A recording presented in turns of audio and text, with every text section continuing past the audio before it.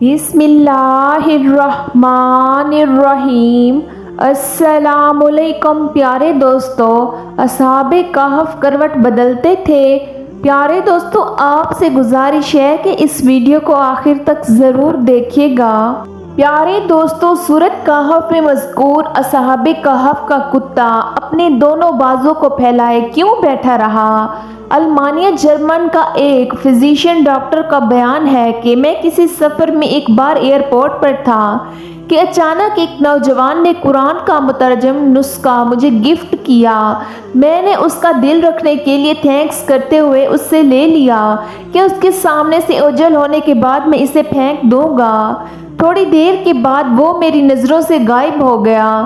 میری بھی فلائٹ کا وقت ہوا چلا اور میں جہاز میں بیٹھ گیا۔ سفر طویل تھا، اکتاہٹ کی وجہ سے ادھر ادھر پلٹی لی تو جیب میں کچھ وزن سا محسوس ہوا۔ نکلا تو وہی قرآن کا نسخہ تھا جس میں بھول گیا تھا۔ خیر، دل میں خیال آیا دیکھو تو صحیح کیا ہے اس میں۔ میں نے کھولا تو میرے سامنے سورۃ کہف کھلی اور میں دھیرے دھیرے ورق گردانی کرنے لگا۔ اچانک میں دو ایسی آیتوں سے گزرا جنہوں نے مجھے ٹھہرنے اور غور کرنے پر مجبور کیا۔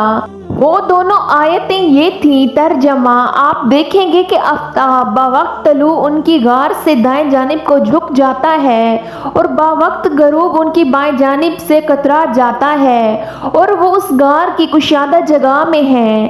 دوسری آیت یہ تھی، ترجمہ: اور آپ خیال کرتے ہیں کہ وہ بیدار ہیں حالانکہ وہ سوئے ہوئے تھے، خود ہم ہی انہیں دائیں بائیں کروٹیں دلایا کرتے تھے۔ ان کا کتا بھی چوکھٹ پر رہنے ہاتھ پھیلائے ہوئے تھا۔ ڈاکٹر کہتا ہے کہ ان کا سونا اور کروٹیں لینا سمجھ میں آتا ہے کہ یہ اسی لیے ضروری ہے تاکہ ان کے جسم اگر ایک ہی کروٹ میں رہے تو خراب ہونے اور جسم کو مٹی کے کھا جانے کا خطرہ ہے۔ ڈاکٹر کو اس سے بھی کوئی حیرت نہیں ہوئی، جس میں ترجمہ کہ آپ دیکھیں گے کہ آفتاب باوقت طلوع ان کی غار سے دائیں جانب کو جھک جاتا ہے اور باوقت غروب ان کی بائیں جانب سے کترا جاتا ہے اور وہ اس غار کی کشادگی میں ہیں۔ پیارے دوستو، کیونکہ سورج غار میں روزانہ داخل ہوتا ہے مگر ڈائریکٹ ان کے جسم پر روشنی نہیں پڑتی۔ ڈاکٹر کا کہنا ہے کہ علم طب میں یہ بات یہی ہے کہ تاکہ جسم پر بستر کے نشانات نہ پڑیں، ضروری ہے کہ کمر ہوادار ہو، سورج کی روشنی اس میں آتی جاتی رہے لیکن سیدھے جسم پر نہ پڑے۔ پھر ڈاکٹر دوسری آیت کے بارے میں غور و فکر کے بعد کہتا ہے کہ کروٹ لینا بھی ضروری اسی لیے ہے کہ ایک ہی کروٹ پڑے رہنے سے جسم پر زخم نہ پڑ جائیں اور پھر اس میں بدبو پھیل جائے اور زمین اپنی خوراک بنا لے۔ ڈاکٹر کہتا ہے کہ اب تک مجھے جس چیز نے سب سے زیادہ حیرت زدہ کیا تھا وہ ان کا سب کا کتا ہے، جس کے بارے میں آیا ہے کہ اس نے کروٹ نہیں لی بلکہ ویسے ہی اپنے دونوں بازو پھیلائے ایک ہی حالت میں تقریباً 309 برس بیٹھا رہا اور اس کے جسم کو کچھ نہیں ہوا، نہ زخم لگے نہ ہی اس میں بدبو پیدا ہوئی۔ اس آیت کریمہ نے اس تحقیق کرنے پر مجبور کر دیا کہ وہ اس پر ریسرچ کرنے لگا۔ اس کی حیرت کی اس قدر اس وقت انتہا ہی نہ رہی جب تحقیق نے اس سے یہ پایا کہ کتے کے جسم میں چمڑے کے نیچے ایک غدود ہوتا ہے جو ایسے قسم کا کوئی مادہ نکلتا ہے جس سے کتا اگر زندہ ہے تو اس کا چمڑا خراب نہیں ہوتا، بھلے وہ کتنے برس تک کیوں نہ بیٹھا رہے۔ اسی وجہ سے ان سب کا کتوں کا ان سب کی طرف کروٹ نہیں لے رہا تھا۔ اس معجزاتی آیت کریمہ نے اس آلمانی ڈاکٹر کو اسلام لانے پر مجبور کر دیا اور وہ مسلمان ہو گیا۔ الحمدللہ۔ قاہرین کرام، اور ہمیں اس آلمانی ڈاکٹر کے اسلام قبول کرنے نے حیران کر دیا کہ ہم نے کتنے لوگ ہیں جو قرآن کو اس طرح پڑھتے ہیں کہ جس طرح اس ڈاکٹر نے پڑھا، سمجھا، تحقیق و تدبر کیا اور غور و فکر کیا اور ایک بہترین نتیجے پر پہنچا۔ ہم نے سورۃ کہف سینکڑوں بار پڑھی ہوگی لیکن ہر جمعہ کو پڑھتے ہیں، لیکن کیا ہم نے کبھی اس طرح غور کیا ہے کہ ان سب کی کروٹیں لینے کا سبب کیا تھا؟ اور کتا ایک حال میں بیٹھا رہا، اس نے کروٹ نہیں لی تو کیوں؟ ان کا سبب کیا تھا؟ اسی لیے اللہ نے ہمیں تدبیر اور غور و فکر کرنے کا حکم دیا ہے۔ کہا جاتا ہے کہ اصحاب کہف کا کتا اپنی وفاداری کے سبب جنت میں جائے گا، جبکہ کتا نجس العلین ہے۔ جنت پاکیزہ مقام ہے جو اللہ کے مقربین کے لیے مخصوص ہے، اور اس میں حرام اور نجس جانور کا داخلہ کس طرح ممکن ہے؟ کیا قرآن و حدیث میں اصحاب کہف کی کتے کا کوئی ذکر موجود ہے؟ آخر کتے نے اصحاب کہف کے ساتھ کون سی وفاداری نبھائی کہ جس پر اس کتے پر جنت واجب ہوئی؟ آئیں سب سے پہلے تو بات کرتے ہیں کہ کتے کو نجس العین کیوں کہتے ہیں۔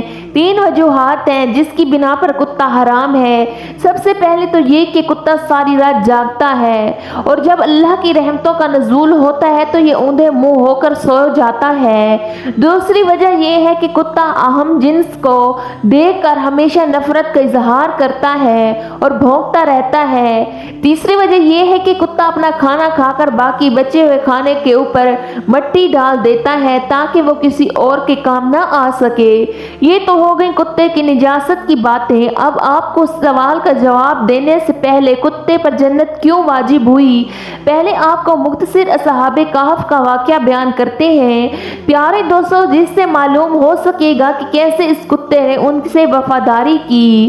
دقیانوس کا ایک ظالم اور جابر بادشاہ تھا جو کہ آج سے 2000 سال پہلے روم کا بادشاہ تھا اور افسوس شہر کا دارالحکومت تھا۔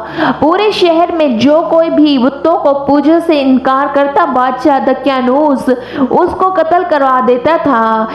کچھ نوجوانوں نے دیکھا کہ ایک ایمان والے شخص کو جب دقیانوس نے قتل کروایا تو فرشتے اس کی روح لینے کے لیے آسمان سے بارات کی طرح آئے۔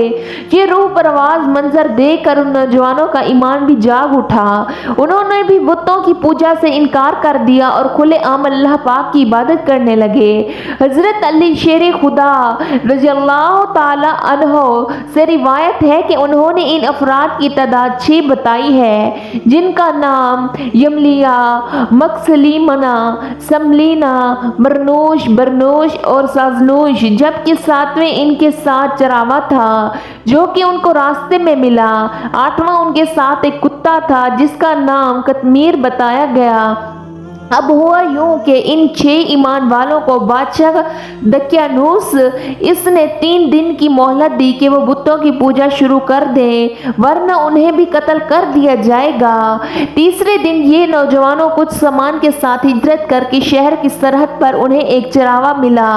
جب انہوں نے چراوے کو اپنے ایمان کا واقعہ سنایا تو اس کا بھی ایمان جاگ اٹھا، وہ بھی ان کے ساتھ ہو لیا۔ چراوے نے اپنی بکریوں کو آزاد کر دیا، جبکہ اس کے پاس ایک کتا بھی تھا جس کو وہ لوگ اپنے ساتھ لے گئے۔ شہر افرونوس سے تقریباً 6 میل دور ایک غار میں انہوں نے پناہ لی۔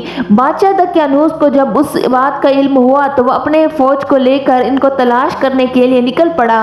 جب وہ بادشاہ اپنی فوج کے ساتھ اس غار کے منہ پر پہنچا جس پر اصحاب کہف نے پناہ لے رکھی تھی تو بادشاہ نے دیکھا کہ ایک شکاری کتا اپنے اگلے دونوں پاؤں پھیلا کر غار کے دروازے پر بیٹھا ہے۔ فوج جب غار میں جانے لگی تو بادشاہ نے کہا کہ غار میں جانے کی ضرورت نہیں ہے، کیوں؟ اگر یہاں کوئی انسان ہوتا تو یہ کتا ضرور بھونک رہا ہوتا یا پھر ان کو کھا جاتا۔ کتا بادشاہ اور فوج کو دیکھ کر بھی اسی طرح سکون سے بیٹھا رہا۔ اسی طرح وہ بادشاہ واپس لوٹ گیا۔ اللہ پاک سورۃ کہف کی آیت نمبر 22 میں فرماتا ہے، اور ان کا کتا غار کے دہانے کے اندر اپنے دونوں ہاتھوں اگلے پھیلائے پڑا تھا۔ ایک روایت میں ہے کہ اصحاب کہف اس غار میں 309 سال تک سوئے رہے، اور جہاں ایک نیک دل بادشاہ بہدوس کی حکومت آئی تو اس کے زمانے میں لوگوں یہ قیاس کرنے لگے کہ ایک دفعہ جو مر جائے وہ دوبارہ زندہ نہیں ہو سکتا۔ چنانچہ بادشاہ بیروس نے اللہ پاک سے دعا فرمائی کہ کوئی ایک ایسا معجزہ دکھا کہ میرے اللہ یہ لوگ مان جائیں کہ مرنے کے بعد اللہ دوبارہ ضرور زندہ کرے گا، اور قیامت برپا ہو گئی۔ अल्लाह ने बादशाह की दुआ कबूल की और एक चरावे ने अपनी बकरियां पालने के लिए उस गार को चुना जिसमें असहाबे कहफ थे। उस चरावे ने गार के मुंह पर बनी दीवार को गिराया जिससे असहाबे कहफ बाहर आ गए।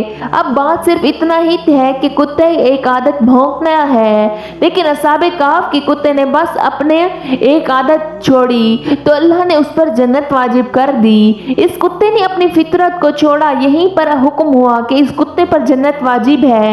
ये तमाम बातें तफसील से बताने का मकसद था कि तमाम बातें जिससे कुत्ता निचल ऐन है और वो आज भी हम में फैल चुकी है। ज़रा गौर करें, क्या आप इस आदत का, इस फितरत का शिकार नहीं है? सारी रात अपनी बेजा मसरूफियात में जाग कर तुलू आफ्ताब के वक्त सो जाते हैं। अपने ही बहन भाइयों को नफरत से देखना, उनके लिए आसानियाँ पैदा करने की बजाय मुश्किलात पैदा करना मेरी और आपकी फितरत का एक हिस्सा नहीं है। अपनी ग़िज़ाई ज़रूरियात पूरी करने के बाद खाने को फ्रिज जैसी मशीन में फ्रीज कर देना और बाद में ज़रूरत ना पड़ने पर ज़ाय कर देना हमारा रोज़ का मामूल नहीं है। आप अंदाज़ा करें कि अगर एक पैदल जानवर अपनी एक बुरी आदत को कुछ देर के लिए तर्क करता है तो अल्लाह पाक उस पर जन्नत वाजिब कर देता है, और हम तो फिर अशरफुल मखलूकात हैं। प्यारे दोस्तों, आए आज ही अहद करते हैं कि हम तमाम बुरे अमाल छोड़कर अल्लाह की इबादत में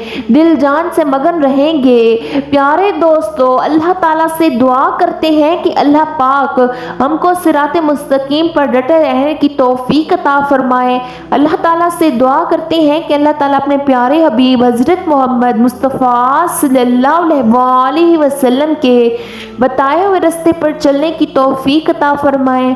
अल्लाह ताला हमें शैतान की शर से महफूज रखें। अल्लाह ताला से दुआ करते हैं कि अल्लाह ताला हमारे वालिदैन का साया हमारे सिरों पर हमेशा कायम दायम रखें। अल्लाह ताला से दुआ करते हैं कि अल्लाह ताला में 5 वक्त की नमाज पढ़ने की तौफीक अता फरमाए। अल्लाह ताला से दुआ करते हैं कि अल्लाह ताला हमारा खात्मा ईमान पर फरमाए। आमीन सुमा आमीन या रब्बुल आलमीन।